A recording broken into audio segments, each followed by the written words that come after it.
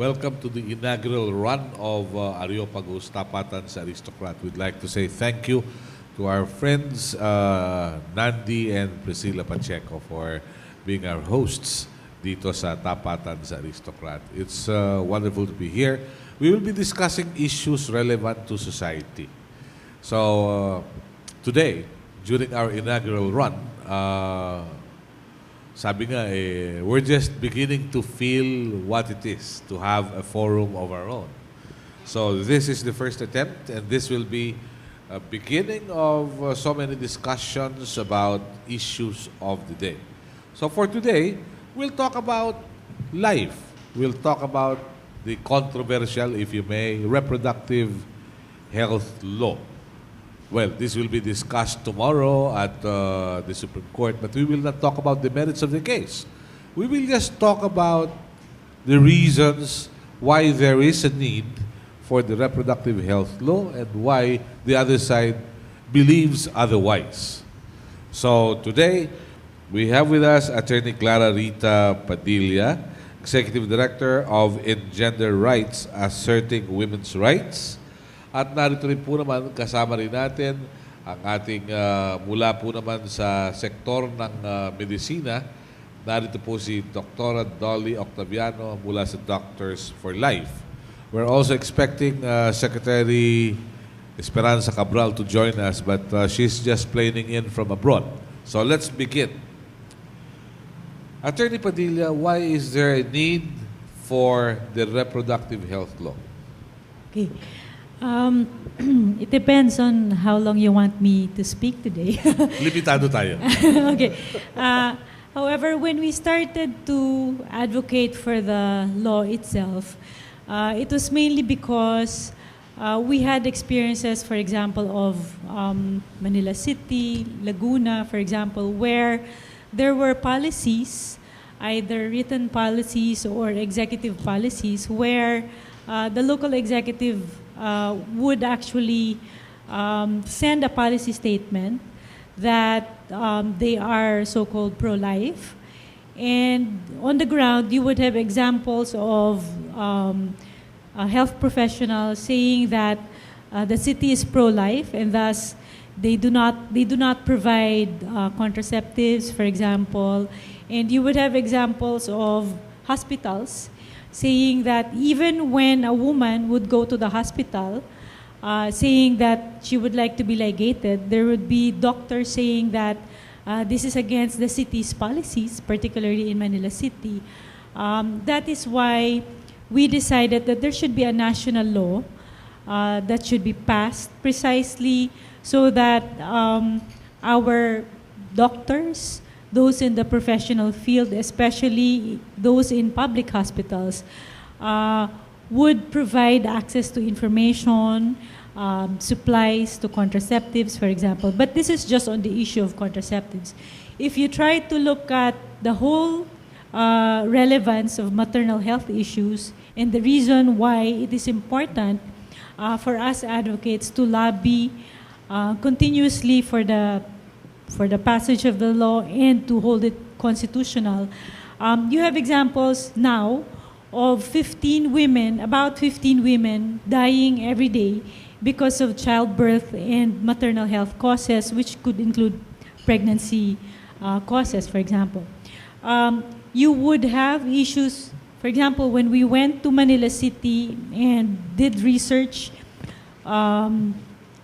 in areas such as Tondo, Paco, many of the urban poor areas in Manila City, we would find a lot of women, both young and old women, having as many as 9 to 11 children when they only desired, when they got married, for example, and when they started to live in together with their partners, they only desired about 2 to 3 children.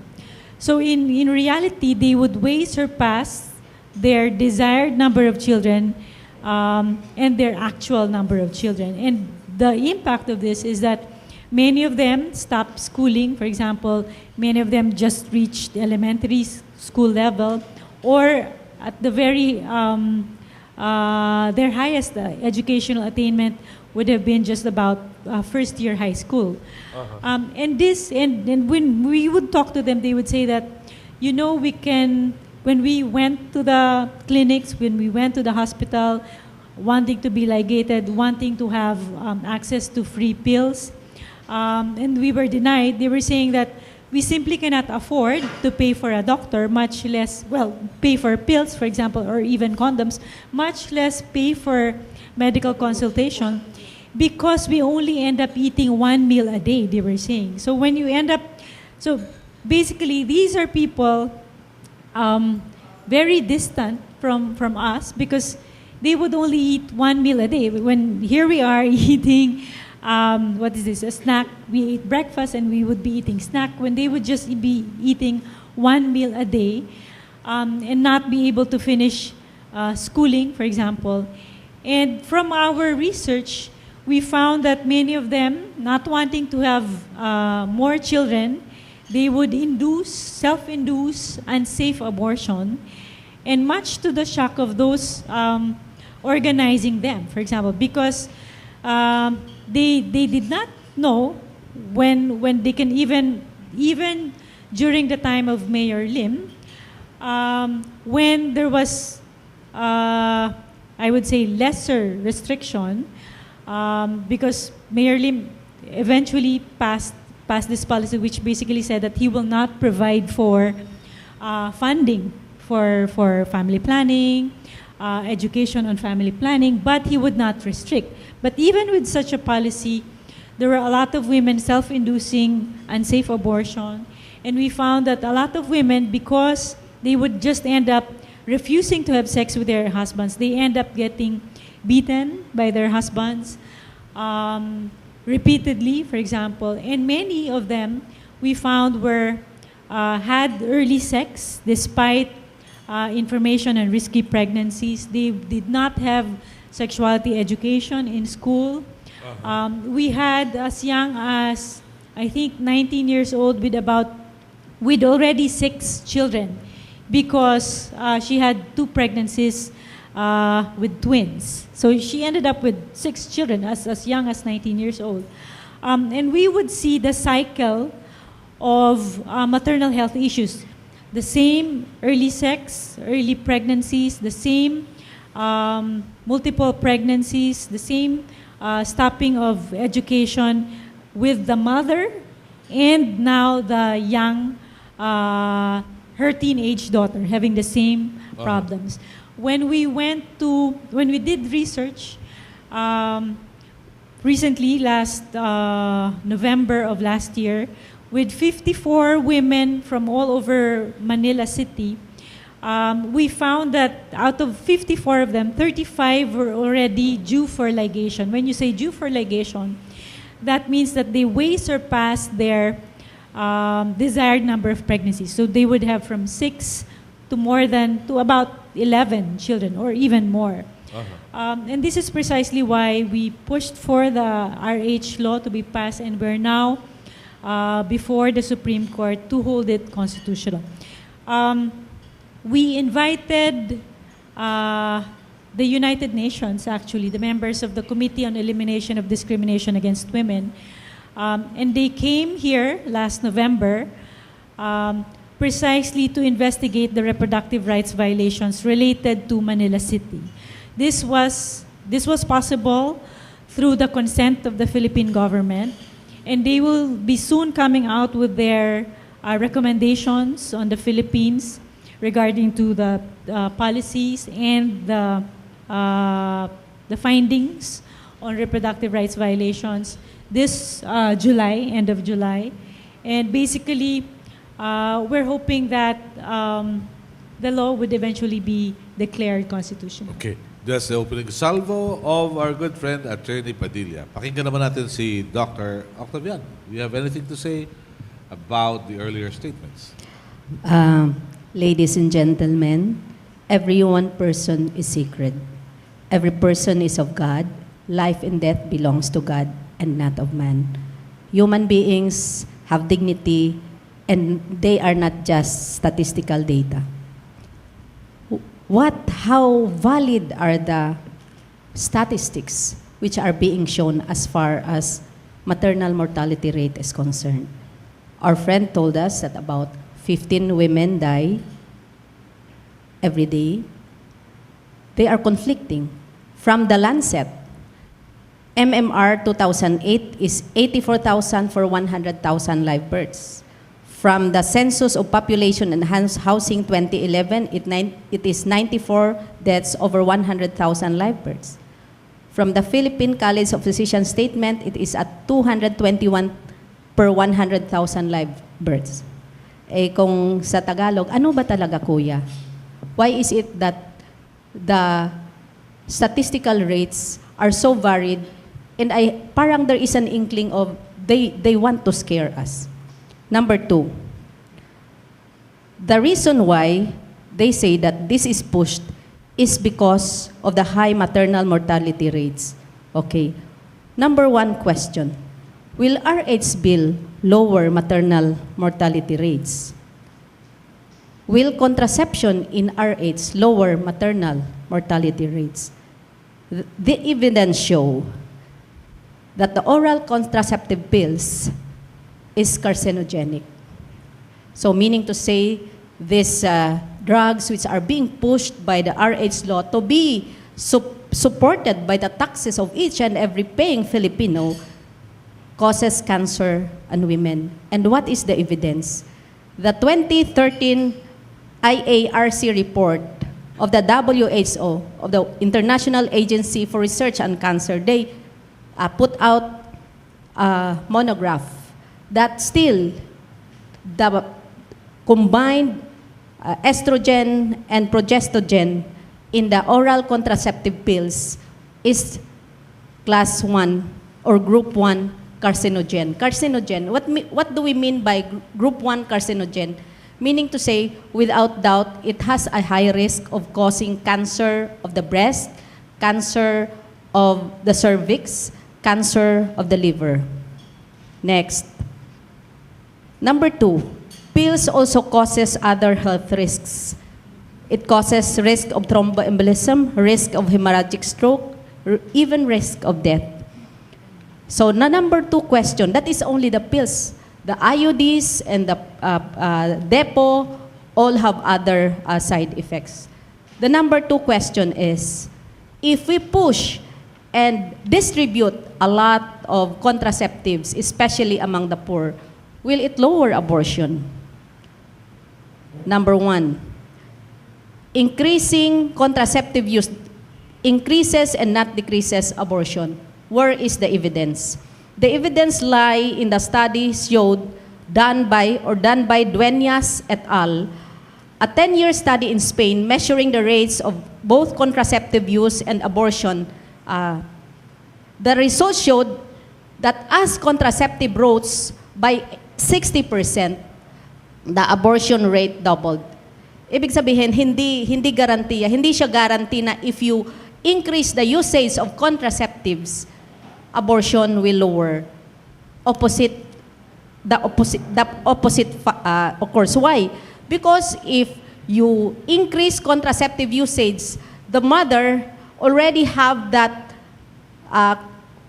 mentality to reject the child. So even if the child is already in the womb and is developing, the mother will have a tendency to really reject it through abortion. Okay. And contraceptive, like the pills, are also abortifacients. So this has been proven, I think, that there are breakthrough ovulation. Okay, aside from this RH law is coercive. Why do I say that it is coercive? Under Section 17, it states that doctors should have a free 48-hour free service to reproductive health services every year, whether you are Catholic or not, whether you believe in this program or not, you have to do the 48-hour free service to indigent patients. Why? Because if you will not follow the 48-hour services to the indigent patients, your PhilHealth accreditation will not be, you will not be accredited in the PhilHealth. That is coercive. And in the penalties, prohibited acts, the first 3 prohibited acts in this bill is directed towards physicians. Uh-huh. So meaning to say, this bill will not only promote diseases, death, but also it will take away the freedom of physicians to do and decide what is best for their patients, not only as far as religious conviction is concerned, but ethical reasons taken into consideration. All right. Mga kaibigan, patas.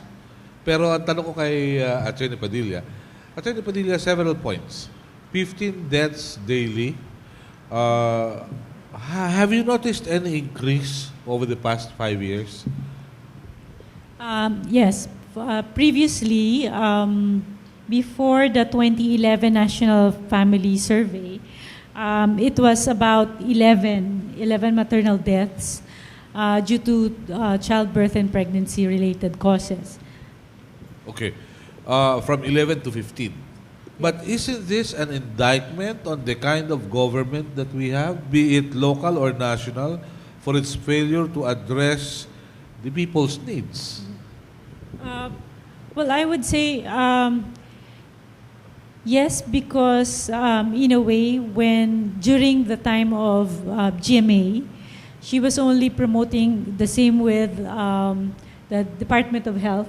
They were only promoting natural family planning method, and hence they were not providing funds for through the DOH. They were not providing funds for modern contraceptives such as pills, IUDs, condoms, for example, and even permanent sterilization methods. I see. Okay, very well said. Now, however, don't you think there's got to be an improvement under the current dispensation because of transparency? Okay. Any improvement cannot be seen yet in terms of national statistics, because even the long lack of knowledge, for example, GMA was with us for 6 years, 9 years. So with that, you would not see the changes because the changes in terms of knowledge with regard to contraceptive methods would still not be available. The sexuality education would not have been made in place, except for even now, you would not have a strict national policy implementing sexuality education, save for a few places in the Philippines, for example. So the national statistics would not prove this yet. And I would say that on the ground, you would see that across the poor, majority of the Filipino people are poor. You would see also across the indigenous peoples, the autonomous region of Muslim Mindanao, and other far-flung areas and regions where there are rural, indigenous women, for example, the statistics would still be pretty much the same, I would say. Or do we have a connection here between the reproductive health law and the country's commitment to the Millennium Development Goals? The connection between the reproductive health law and the country's commitment to the Millennium Development Goals. In terms of the Millennium Development Goals, so we are supposed to lower maternal mortality. We're supposed to provide education, empower women. And with this, I would say that precisely these are one of the few reasons why we really need the reproductive health care law to be declared constitutional, because the RH law not only provides for sexuality education or access to contraceptives, but it actually provides for a program where you would have trainings of skilled birth attendants. You would have the earmarking of budget, a national budget, and you would have, for example, national hospitals providing for contraceptives, and government schools, public schools providing for sexuality education, and you would have trainings of the barangay health workers in a national scale, which would, I personally think, greatly improve our maternal health here in the Philippines. Okay. Dr. Octaviano, I know kanina pa kayo gusto mag-react dyan, pero what do you have to say? In medicine, we have the adage, prevention is better than cure. The 2012 statistics in the Philippines showed that the top 10 types of cancer in the Philippines, the number 1 is breast cancer, the number 3 is liver cancer, and the 4th is cervical cancer. The World Cancer Fact Sheet of the World Health Organization states that number 1 cancer, men and women, is lung, and for women, it's breast cancer, number 2. Okay. Being a doctor, we would like to promote prevention because prevention will save a lot of money. It will save a life of the patient, especially for the poor who have nothing to pay for the consultation, nothing to pay for the operation, nothing to pay for the chemotherapy. So my question is, why would we promote use of pills, which in this World Cancer Fact Sheet, they were asking why breast cancer is so high worldwide. And they stated here that one of the reasons why it is so high is because of the exogenous hormones. Meaning to say, pills like the combination of progestogen and estrogen in the oral contraceptive pills is one of them. Why then do we have to push a law which will massively distribute using the taxes of the hard-earned taxes, hard-earned money of the whole Filipino citizenry to distribute all these drugs which are harmful to our people? The first adage is prevention is better than cure. So if the number 1 cancer is breast cancer and exogenous hormones like pills is one of the reasons which there is a high incidence of breast cancer, common sense will tell us that we have to promote a manner, a methodology, or a lifestyle which takes out what is harmful and replaces it with what is harmless. And the harmless is the natural family planning in the form of Bailing's ovulation method. It harms no one, neither the baby nor the mother. It promotes increase in communication between the husband and the wife. The poor has nothing to worry from it because all they have to do is they have to just dialogue. They just have to sit down as a husband and a wife, and it will increase their loving time with each other, their communicating time, without all the gadgetry which really are harmful. So I think this is bad practice of medicine, to push something which is harmful and to delete something which is harmless. Doc, ang hirap daw kasing pigilin ng panggigigil. I think we underestimate the capacity of our people to have self-mastery. I think that is an insult to the capacity of the Filipino people to really discipline themselves. No? Discipline, of course, it will take time, it will take values, but that is a challenge on us. If we could not control ourselves, what else can we do? Okay. There are a lot of things that we can do if we do not instill discipline in ourselves. Shortcut is not the answer to it. Shortcut will bring more problems. All right. You know, we have a perfect combination of our guests today. You have a lawyer and you have a doctor. And there will be no agreement here. Definitely. You have a lawyer, you have a doctor. But, attorney, let me ask you, anong worst case scenario kung hindi kilalanin ng hukuman itong reproductive health law? What will happen to us? Give us the grim scenario. On the ground, I hope actually you guys can visit just nearby areas such as Smoky Mountain, Vitas, Tondo. You would, and then in Paco area, you would actually see the impact of a lack of reproductive health policy there. Because you would see, well, one is, of course, maternal health deaths, increased maternal health deaths. Number two is you would see the multiple pregnancies, women having as many as 10 or more children, children not being able to finish schooling, and reaching only about just elementary and even first year high school. You would have teenage pregnancies, many of them having the same problems, and their children would have the same problems, as I mentioned earlier. And if you try to look at the impact in terms of violence against women, you have increased incidence of violence against women, increased unsafe abortion, and women dying of unsafe abortion.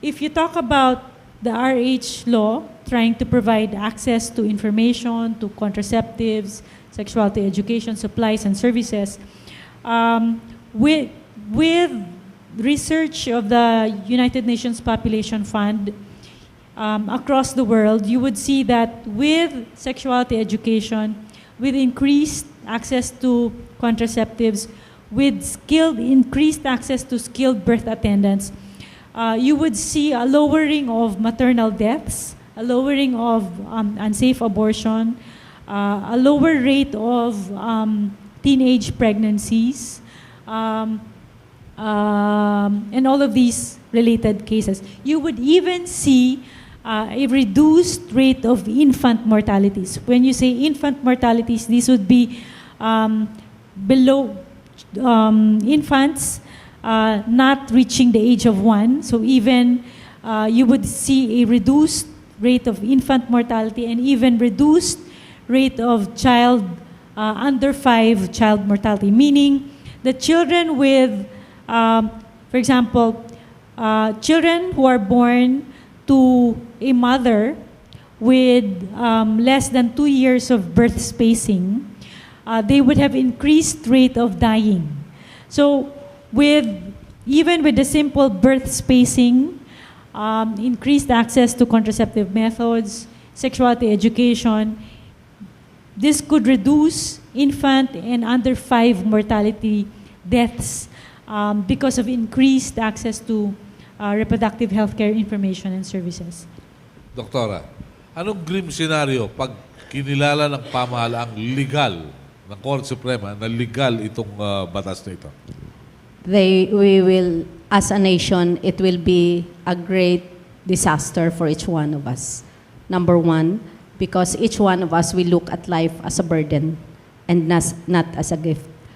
When nations look at life as a burden and not as a gift, it reduces the dignity of human life to just mere commodity. That's number one. Number two, if we reduce human life, which is of God, to just an object, look at what happened, look at what is happening to other nations. In Britain, there are a lot of children or even teenagers doing a lot of violence, doing a lot of violent things to people around them. Why? Because the human life has lost its mooring, which is that human life is sacred. Number three, if we have to push this, what will be the impact on the future generation? People will look at every human life as something to be limited. So what will happen is that when we have a limited population, it's not just that we have a limited population, it is just that life, which is coming from God, which is the greatest wealth. No?